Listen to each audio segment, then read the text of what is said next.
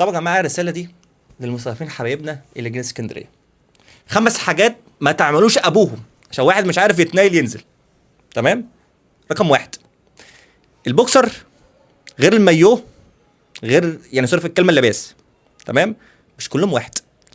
ما تروحش تجيب زفت بوكسر وانت فاكره مايوه وتنزل بيه البحر وتطلع بيه وانت ماشي بلزق في الشارع، منظر قذر. تمام. في بنات معانا وفي احترم نفسك. تمام. انزل يا حبيبي المايوه. تمام. والبوكسر ده بيتلبس تحت المايوه وتلبسه في البيت، مش مايوه، يعني البوكسر مش مايوه. تمام. ده رقم 1. رقم 2 في اختراع اسمه شبشب. ليه تمشي حافي؟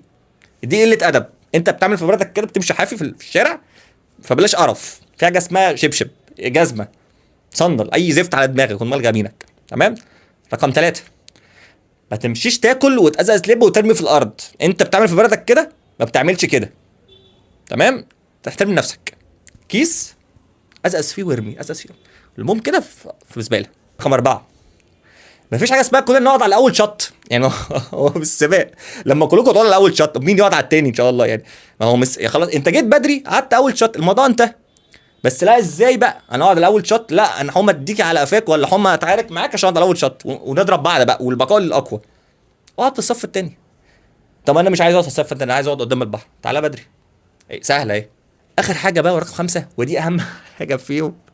حضرتك لما تلاقي في مشروع ما ينفعش تركب انت وخمسه سته في نفس الوقت. هو بالعقل يعني ربنا برضو ادانا عقل. انت معاك انت ومراتك وعيالك ومش عارف ايه. تمام. انتوا عيله 4.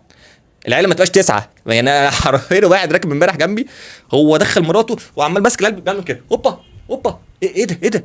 المشروع كله اتملى هي نفس العيله عياله. وكولمان بقى، يعني انت بتروح بكولمان؟ لسه حد بيروح بكولمان دلوقتي؟ كولمان ايه؟ مش كولمان، كولمان يعني هو مخلف 7 ومعاه كولمان كده 8 عيال معاه. ايه ده؟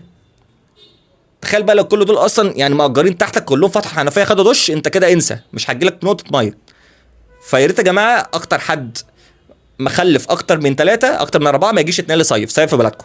ما تبقاش انت مخلف 7 ومعاك زوجه وجايب كولمان وعايز تصيف. تمام. اما الناس المحترمه على عيننا وعلى راسنا يجي يصيفوا ويتبسطوا عشان ما حدش يكتب لي في الكومنتات يطلع يقول لي انت عنصري وانت مش.